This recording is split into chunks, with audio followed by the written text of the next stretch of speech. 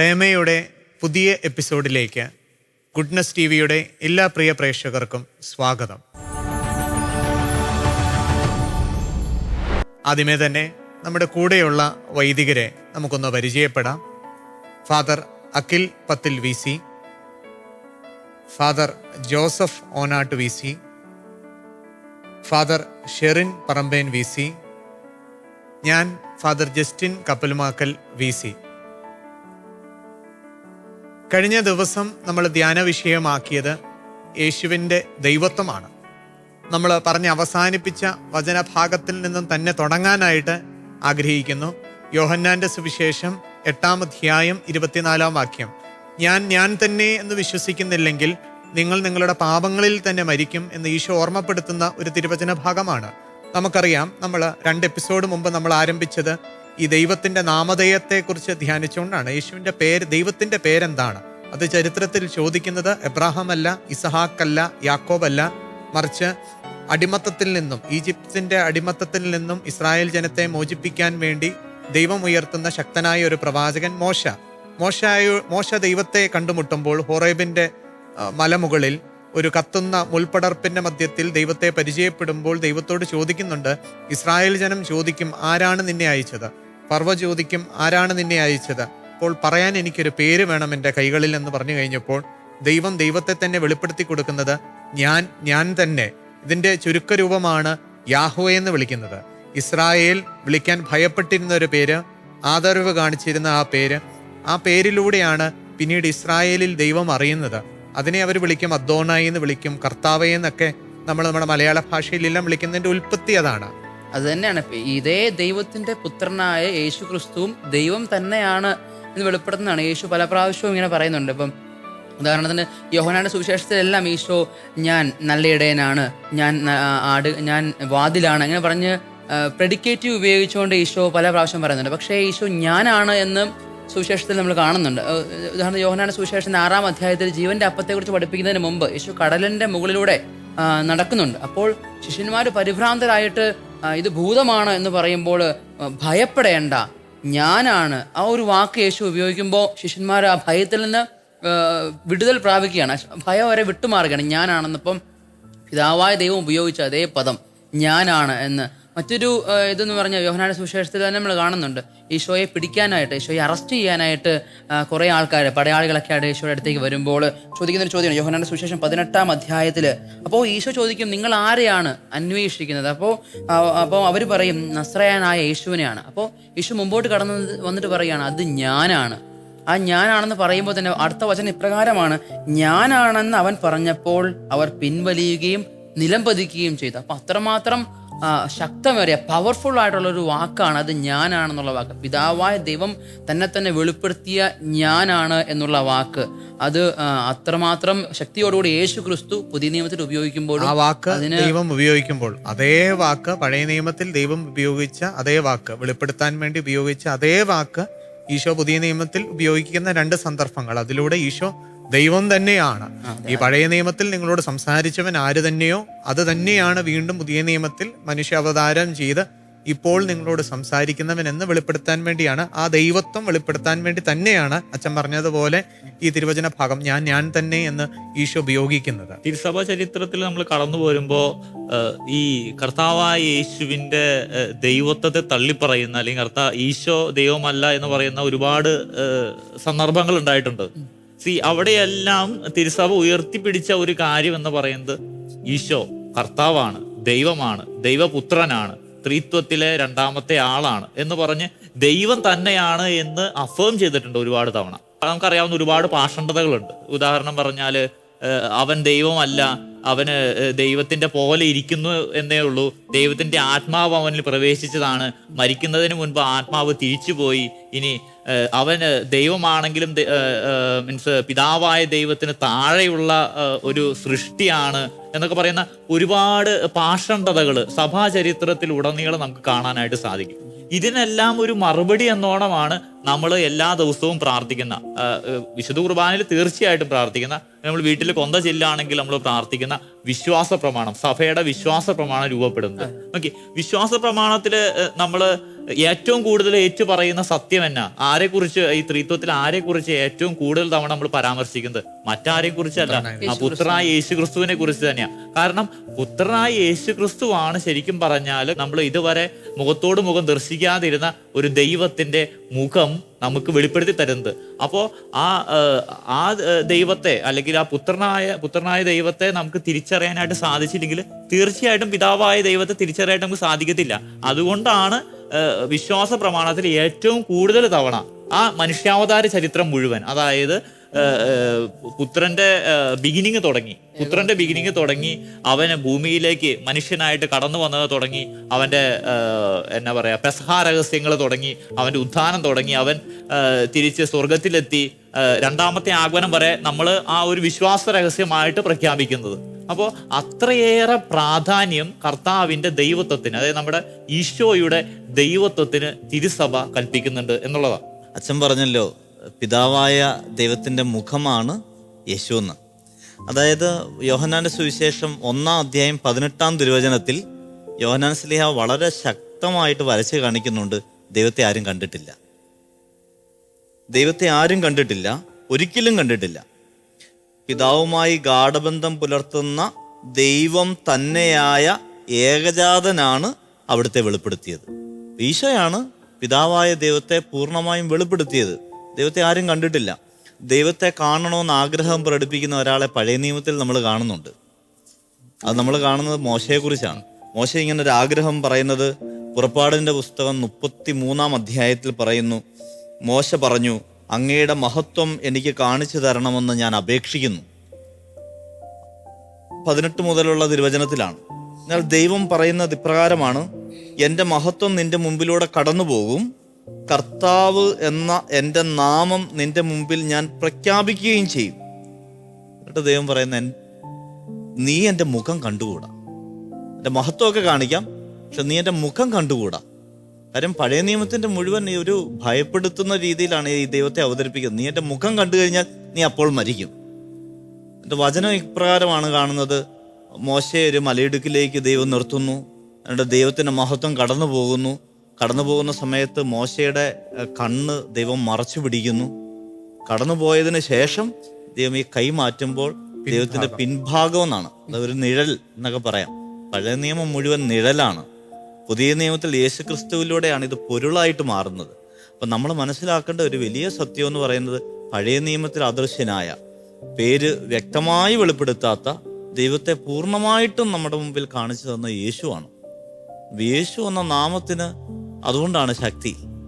യേശു എന്ന വ്യക്തിയെ അതുകൊണ്ടാണ് ഈ നമ്മുടെ വിശ്വാസ പ്രമാണത്തിലും ഒക്കെ അച്ഛൻ പറഞ്ഞു, കൂടുതലും നമ്മൾ പറയുന്നത് യേശുവിനെ കുറിച്ചാണ്. കാരണം യേശു ദൈവം, പിതാവായ ദൈവം ആഗ്രഹിക്കുന്ന യേശു മഹത്വപ്പെടാൻ വേണ്ടിയിട്ടാണ്.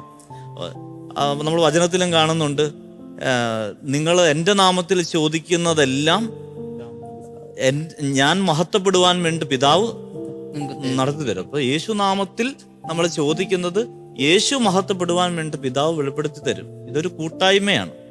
ഈ ഒരു കൂട്ടായ്മയെ നമുക്ക് ഒരിക്കലും മാറ്റി നിർത്താൻ വേണ്ടിയിട്ട് സാധിക്കത്തില്ല. അതൊരു 3 ദൈവമെന്നല്ല, ഒറ്റ ദൈവം. പക്ഷെ ആ ദൈവം ഓരോ കാലഘട്ടങ്ങളിലും മനുഷ്യന് വെളിപ്പെടുത്തിയ രീതി അനുസരിച്ച് നമ്മൾ ദൈവത്തെ മനസ്സിലാക്കണമെന്നുള്ളതാണ്. ഈ ഒറ്റ ദൈവം എന്ന് പറയുമ്പോൾ നമുക്ക് പിന്നെ യോഹന്നാന്റെ സുവിശേഷത്തിലേക്ക് തിരിച്ചു പോകാൻ നമുക്ക് കാര്യം മനസ്സിലാവും. അതായത് ഒറ്റ ദൈവം എന്നുള്ള രീതിയിൽ കർത്താവായ യേശു മിശിഹ തന്നെ പറയുന്നുണ്ട്, ഞാനും പിതാവും ഒന്നാണ്. ഞങ്ങൾ 2 പേരാണെന്നുള്ളതല്ല പറയുന്നത്, ഞാനും പിതാവും ഒന്നാണ്. ഇനി ആ ദൈവത്തിന്റെ മുഖം വെളിപ്പെടുത്തുന്നതിനെ കുറിച്ച് പറയുമ്പോൾ അവിടെയും കർത്താവായ യേശു മിശിഹ പറയുന്നുണ്ട്, എന്നെ കാണുന്നവൻ പിതാവിനെ കാണുന്നു. വേറെ ആരും പിതാവിനെ കണ്ടിട്ടില്ല. നമുക്ക് യോഹന്നാന്റെ സുവിശേഷം തുടങ്ങുന്ന തന്നെ അച്ഛൻ പറഞ്ഞു, അതായത് വേറെ ആരും കണ്ടിട്ടില്ല, മറിച്ച് ദൈവത്തിന്റെ മടിയിലിരുന്ന, അതായത് ദൈവത്തിന്റെ സ്വന്തം പുത്രനായ കർത്താവായ യേശു മിശിഹ അല്ലാതെ മറ്റാരും കണ്ടിട്ടില്ല എന്ന് പറഞ്ഞു. ആ കർത്താവായ യേശു മിശിഹ തന്നെ പറയുകയാണ്, എന്നെ കാണുന്നവൻ പിതാവിനെ കാണുന്നു. അപ്പോൾ ഇത് രണ്ടും കൂടി ഒന്ന് ചേർത്ത് വായിച്ചു കഴിഞ്ഞാൽ ഒരു കാര്യം വ്യക്തമാണ്. അതായത് ഒരു ദൈവമേ ഉള്ളൂ, ആ ദൈവത്തെ നമുക്ക് കാണാൻ സാധിക്കുന്നത് കർത്താവായ യേശു മിശിഹയിലൂടെയാണ് എന്നുള്ളതാണ്. നമ്മൾ ഉപയോഗിക്കുന്ന വാക്കിന്റെ മനോഹാരിത തന്നെ ധ്യാനിച്ചാൽ മതി. ത്രിയേക ദൈവം, അതിനകത്ത് തന്നെ 3 പേരുണ്ട്, അത് ഏകമാണ്, അത് ദൈവമാണെന്ന് നമ്മൾ അതിനകത്തോടെ തന്നെ പറഞ്ഞു ത്രിയേക ദൈവം. അത് തന്നെയാണ് വിശ്വാസത്തിൻ്റെ ഒരു മനോഹാരിത. അതിൽ പുത്രനായ ദൈവം. പലപ്പോഴും ഈ ഒരു തലമുറയിൽ വരുന്ന ഒരു പരാജയം ഇതൊരു ദൈവമായിട്ട് അംഗീകരിക്കാൻ ഒരു പോരായ്മ. നമുക്കറിയാം ക്രിസ്തു മതത്തെക്കുറിച്ച്, യേശുവിനെ കുറിച്ചൊക്കെ പറയുമ്പോൾ മറ്റു പലരും യേശുവിനെ കാണുന്നത് ഒരു ദൈവമായിട്ടല്ല. അതായത് ദൈവത്വത്തെ നെഗേറ്റ് ചെയ്യുന്ന ഒരു വലിയ ശക്തി വളർന്നു വന്നുകൊണ്ടിരിക്കുകയാണ്. മറ്റൊരു രീതിയിൽ അവതരിപ്പിക്കുകയാണ്, ഈശോയുടെ പീഡാസഹനം ഇല്ല, ഈശോ കുരിശിൽ മരിച്ചിട്ടില്ല, ഈശോ ഉയർത്തെഴുന്നേറ്റിട്ടില്ല, അവൻ ദൈവമല്ല എന്നെല്ലാം പ്രഖ്യാപിക്കുന്ന രീതിയിലുള്ള സിദ്ധാന്തങ്ങളൊക്കെ വളർന്നു വന്നുകൊണ്ടിരിക്കുക. നമ്മുടെ കുട്ടികളെയൊക്കെ അത് ഒത്തിരി സ്വാധീനിക്കുന്നുണ്ട്. ഈ സമയങ്ങളിലൊക്കെ നമ്മൾ ഓർക്കണം, ഈ ലോകം ധാർമ്മികതയുടെ അധപതനത്തിലേക്ക് പൊയ്ക്കൊണ്ടിരിക്കുക. ഇതെല്ലാം പിശാചിന്റെ പ്രവൃത്തിയാണ്. നമ്മൾ പറയുന്നുണ്ടല്ലോ, ഞാനാണെന്ന് ദൈവം വെളിപ്പെടുത്തിയല്ലോ. എന്നാൽ പിശാച് ആഗ്രഹിക്കുന്ന ഒരു കാര്യം ദൈവത്തിന് ഈ പദവി കൊടുക്കാതിരിക്കാൻ വേണ്ടിയിട്ട്. നമ്മൾ യെശയ്യാ പ്രവചനം 14-ാം അധ്യായത്തിൽ നമ്മൾ ഇതിനെക്കുറിച്ച് വ്യക്തമായിട്ട് കാണുന്നുണ്ട്. ഞാനതൊന്ന് വായിക്കാം. അവിടെ നമ്മൾ പറയുന്നത് 14-ാം അധ്യായം 12 മുതലുള്ള തിരുവചനം. ഉഷസ്സിൻ്റെ പുത്രനായ പ്രഭാത നക്ഷത്രമേ.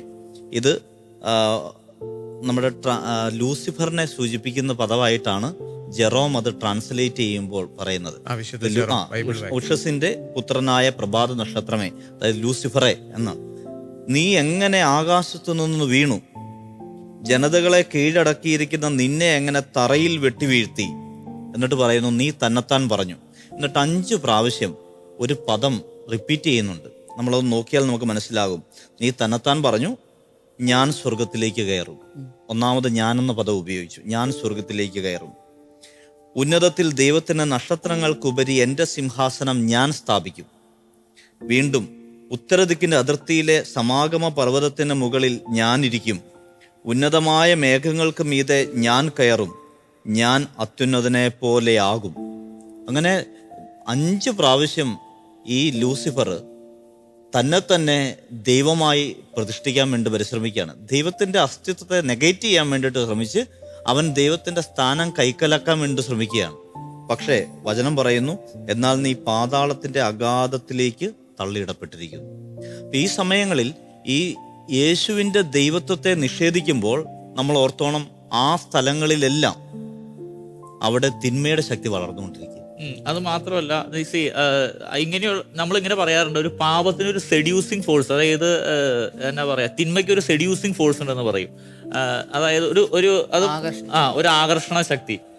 ഈ ആകർഷണ ശക്തിയുടെ ഒരു പ്രധാനപ്പെട്ട ഒരു തന്ത്രം എന്ന് പറയുന്നത് നുണ പറയുക എന്നുള്ളതാണ്.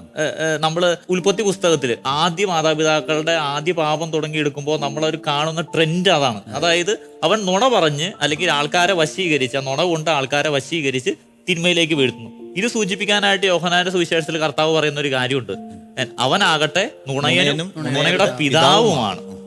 അപ്പോൾ ഇതേ കാര്യം തന്നെയാണ് എന്നാ പറയാ, പല രീതിയിലും ഇന്നത്തെ കാലത്ത് ദൈവത്തില് കർത്താവായ യേശു ദൈവമല്ല എന്നുള്ള രീതിയിൽ അവതരിപ്പിക്കപ്പെടുമ്പോഴും ചെയ്യുന്ന ഒരു കാര്യം.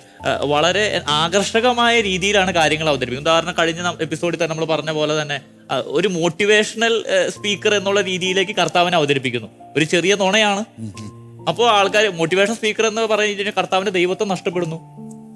അപ്പോൾ ഒരു ചെറിയ നുണ പറഞ്ഞ് വലിയ കാര്യം അവൻ പിശാച് നേടിയെടുക്കും. ദൈവത്തിന്റെ ആ ദൈവത്വം തന്നെ അവിടെ നഷ്ടപ്പെടുത്തി കളയും. അതുതന്നെയാണല്ലേ ഉൽപ്പത്തി പുസ്തകത്തിൽ പറയുന്നത്, അവൻ ആകർഷിപ്പിച്ചു, ഇത് കണ്ണിന് കൗതുകകരവും രുചികരവുമായിട്ട് അവൻ ആദ്യം ആകർഷിപ്പിച്ചു. എന്നിട്ട് പറഞ്ഞു, ഇത് കഴിച്ചാൽ നിങ്ങൾ ദൈവത്തെ പോലെ ആകും. അത് ദൈവം പറഞ്ഞു, ഇത് കഴിച്ചാൽ നിങ്ങൾ മരിക്കും. അതാണ് സത്യം. അത് പിശാച് ഇത് കഴിച്ചാൽ നിങ്ങൾ ദൈവത്തെ പോലെ ആകുന്ന നേരെ നെഗേറ്റ് ചെയ്ത് നുണയായിട്ട് പറഞ്ഞു. അത് വിശ്വസിച്ചു, ഹൗവ അത് വിശ്വസിച്ചു. അങ്ങനെ മനുഷ്യന് കിട്ടേണ്ട വലിയൊരു രക്ഷാകര പദ്ധതി, ക്രിസ്തുവിന്റെ ദൈവത്തിന്റെ കൂടെ നടക്കുവാനുള്ള വലിയൊരു സൗഭാഗ്യം അവിടെ കൊണ്ട് അധപതനത്തിലേക്ക് പോവുകയാണ് മനുഷ്യന്റെ ജീവിതം. പിന്നെ ഈ പറഞ്ഞ പോലെ തന്നെ നമ്മളൊന്ന് ആലോചിച്ച് നോക്കി, നമ്മൾ ഇപ്പോൾ യെശയ്യാ പ്രവാചകന്റെ പുസ്തകത്തിൽ ആ കാര്യം വായിച്ചു, ഞാൻ എന്ന് പറയുന്ന റിപ്പിറ്റേഷൻ ആയിട്ടുള്ള കാര്യം. അച്ഛൻ പറഞ്ഞ ഒരു കാര്യം തന്നെ നമുക്കൊന്ന് ചിന്തിച്ചു നോക്കാവുന്ന കാര്യം തന്നെയാണ്. അതായത് ദൈവത്വത്തെ നമ്മൾ നഷ്ടപ്പെടുത്തി കഴിഞ്ഞാൽ അവിടെ നോർമലി ആരാ കയറിയിരിക്കുക? സാത്താൻ കയറിയിരിക്കും. അല്ലെങ്കിൽ അവിടെ പ്രതീക്ഷിക്കുന്നത് നമ്മൾ ഓരോരുത്തർ തന്നെയായിരിക്കും. നമ്മൾ തന്നെ പ്രതീക്ഷിക്കുകയാണെങ്കിൽ അതൊരു തിന്മയാണ്, അഹങ്കാരം എന്ന് പറഞ്ഞ തിന്മ. ഇന്നത്തെ പല എന്താ പറയുക ഹെറസികളിലും പ്രധാനമായിട്ട് കാണുന്ന ഒരു കാര്യം എന്ന് പറയുന്നത് ഈ അഹങ്കാരമാണ്. ഞാൻ വിചാരിച്ചാൽ നടക്കും, ഞാൻ വിചാരിച്ചാൽ ചെയ്യാൻ പറ്റും. ഒരു മോട്ടിവേഷണൽ ആയിട്ടുള്ള കാര്യം. ഐ ക്യാൻ, ഗോഡ് ക്യാൻ എന്നുള്ളതല്ല നമ്മൾ പറയുന്നത്, ഐ ക്യാൻ. അപ്പോൾ അത് കേൾക്കുമ്പോൾ തന്നെ ആൾക്കാർ നോർമലി ഇതിലത്തേക്ക് ആകർഷിക്കപ്പെടുകയാണ്.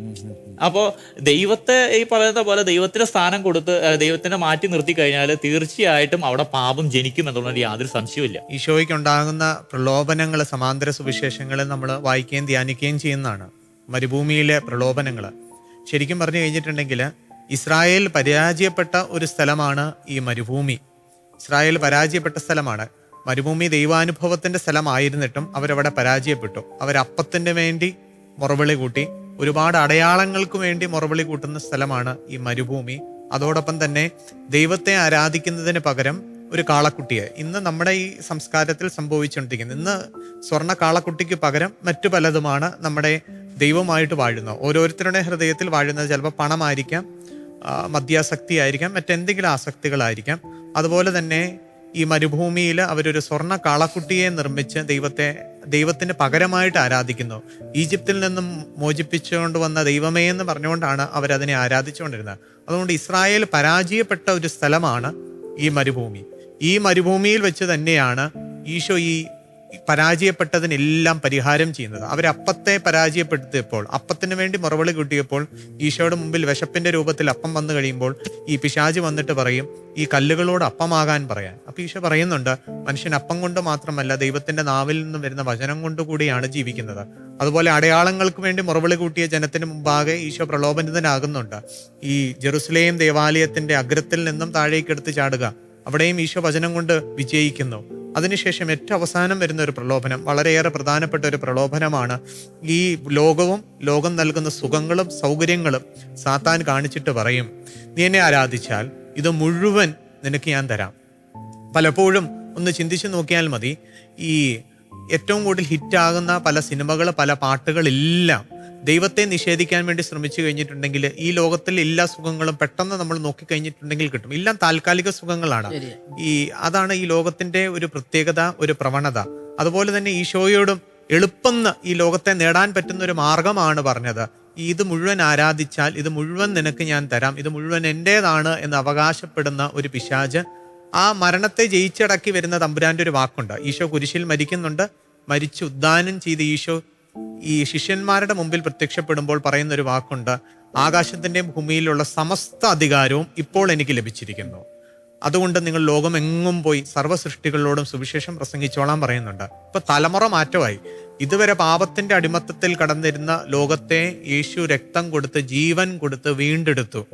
ആ യേശുവിന്റെ ശക്തിയിലാണ് ഇന്ന് നമ്മൾ ആശ്രയിക്കുന്നത്. അതുകൊണ്ട് തന്നെ ഈ ലോകത്തിന്റെ തിന്മകൾ നമ്മളെ ഭയപ്പെടുത്തേണ്ട കാര്യമൊന്നുമില്ല. നമ്മൾ ശരിക്കും പറഞ്ഞു കഴിഞ്ഞിട്ടുണ്ടെങ്കിൽ എത്രയേറെ തിന്മ പെരുകിയാലും നമുക്ക് ആ തിന്മയിൽ നിന്നും, ഈ പിശാചിന്റെ ഗണിയിൽ നിന്നും നമ്മളെ രക്ഷിക്കാൻ തക്കവണ്ണമുള്ള ഒരു നാമമുണ്ട്, യേശുനാമം. നമുക്കറിയാം, ഈ കാലഘട്ടത്തിൽ തന്നെ വട്ടായിലച്ചൻ ഒരു പുസ്തകം തന്നെ ഈ ഒരു പേരിൽ ഇറക്കിയിട്ടുണ്ട്, യേശുനാമത്തിന്റെ ശക്തി. അത് വളരെയേറെ ശക്തമായ ഒരു നാമമാണെന്ന് ഏറ്റുപറയുന്ന ഒരു നൂറ്റാണ്ടിലേക്ക് നമ്മൾ വന്നിരിക്കുന്നുണ്ട്. അതുകൊണ്ട് തിന്മ പെരുകുന്നിടത്തോളം കാലം നമ്മൾ വീണ്ടും ശക്തമായിട്ട് പ്രഘോഷിക്കേണ്ട ഒരു ദൈവനാമമാണ് യേശുനാമം. ഈ യേശുനാമത്തിലാണ് ഇന്നും ശക്തിയുള്ളത്. അതുകൊണ്ട് യേശുനാമം പ്രഖ്യാപിക്കപ്പെടും. നമുക്കറിയാം, ഈ മരിക്കാറായിരിക്കുന്ന വ്യക്തികളുടെ അടുത്തേക്ക് ഈശോ എന്നുള്ള പേര് അത് വിളിക്കാനായിട്ട് നമ്മൾ ചെവിയിൽ പറഞ്ഞു കൊടുക്കും. ഏറ്റവും അവസാനമായിട്ട് കേൾക്കേണ്ട വാക്ക് ഈശോ എന്ന് പറഞ്ഞിട്ട് കേൾക്കുക, ഈശോ എന്ന് പറഞ്ഞ് മരിക്കുക എന്നുള്ളത് വലിയ ശക്തിയാണ്. അത് വേറൊരു നാമവും ഇല്ല. അപ്പം തീർച്ചയായിട്ടും നമുക്കറിയാം, ഒരു ഗാനം തന്നെയുണ്ട്. പണ്ട് ഡിവൈൻ്റെ മണ്ണിലൊക്കെ ഒരുപാട് മുഴങ്ങിയ ഒരു ഗാനം, ആകാശത്തിൻ കീഴിൽ വേറൊരു നാമം, ഒരു വചനഭാഗമാണത്. അച്ഛൻ പറഞ്ഞില്ലേ, പൊന്നിനോ വെള്ളിക്കോ വേണ്ടിയിട്ട് അല്ലെ അതിനെ ആരാധിക്കുന്ന മനുഷ്യര്. എന്നാൽ പത്രോസും യോഹന്നാനും പറയുന്ന പൊന്നോ വെള്ളിയോ ഞങ്ങളുടെ കയ്യിലില്ല, ഞങ്ങളുടെ സമ്പത്തെന്ന് പറയുന്നത് യേശുവാണ്. ഈ യേശുനാമത്തിന്റെ ശക്തി നീ എഴുന്നേറ്റ് നടക്കുക. അപ്പം നമുക്കും രക്ഷയ്ക്കുള്ള ഒരേ ഒരു നാമം യേശുനാമം തന്നെയാണ്. നമുക്ക് ആ ഒരു ഗാനത്തിന്റെ ഈരടികൾ നമുക്ക് ഒരുമിച്ച് പാടാമെന്ന് തോന്നുന്നു. നമുക്ക് എല്ലാവർക്കും സുപരിചിതമായ പാട്ടല്ലേ. ആകാശത്തിൻ കീഴിൽ വേറൊരു നാമമില്ലല്ലോ, യേശുനാമമല്ലാതെ, യേശുനാമമല്ലാതെ. മാനവരക്ഷയ്ക്കുഴിയിൽ വേറൊരു നാമമില്ലല്ലോ, യേശുനാമമല്ലാതെ, യേശുനാമമല്ലാതെ. മറ്റൊരുവനിലും രക്ഷയതില്ല യേശുവിലല്ലാതെ, ഏകരക്ഷകനവനല്ലോ. യേശുവിലുള്ളൊരു വിശ്വാസത്താൽ രക്ഷ വരിച്ചിടാ, നിത്യരക്ഷ വരിച്ചിടാ. ആകാശത്തിൻ കീഴിൽ വേറൊരു നാമമില്ലല്ലോ, യേശുനാമമല്ലാതെ, യേശുനാമമല്ലാതെ. സ്നേഹം നിറഞ്ഞ സഹോദരങ്ങളെ, നമ്മളെ വചനം പഠിപ്പിക്കുന്നത്, ചരിത്രം പഠിപ്പിക്കുന്നത് രക്ഷയ്ക്കായുള്ള ഒരേയൊരു നാമം യേശുനാമമാണെന്നുള്ള വലിയ സത്യമാണ്. ഈ ഒരാഴ്ചക്കാലം നമുക്ക് യേശുനാമം നമ്മുടെ അധരങ്ങളിൽ ഉണ്ടാകട്ടെ. അത് നമ്മുടെ യാത്രകളിലും, നമ്മൾ ഉറങ്ങുമ്പോഴും ഉണരുമ്പോഴും യാത്ര ചെയ്യുമ്പോഴുമെല്ലാം നമ്മുടെ അധരങ്ങളിൽ ഉണ്ടാകട്ടെ. അങ്ങനെ യേശുനാമത്തിൻ്റെ ശക്തിയിൽ നിങ്ങളും നിങ്ങളുടെ കുടുംബവും അനുഗ്രഹിക്കപ്പെടട്ടെ. നമ്മുടെ കർത്താവ് മിശിഹായുടെ കൃപയും പിതാവായ ദൈവത്തിൻ്റെ സ്നേഹവും പരിശുദ്ധാത്മാവിൻ്റെ സഹവാസവും നാം എല്ലാവരോടും കൂടി ഉണ്ടായിരിക്കട്ടെ, ഇപ്പോഴും എപ്പോഴും എന്നേക്കും. ആമേൻ.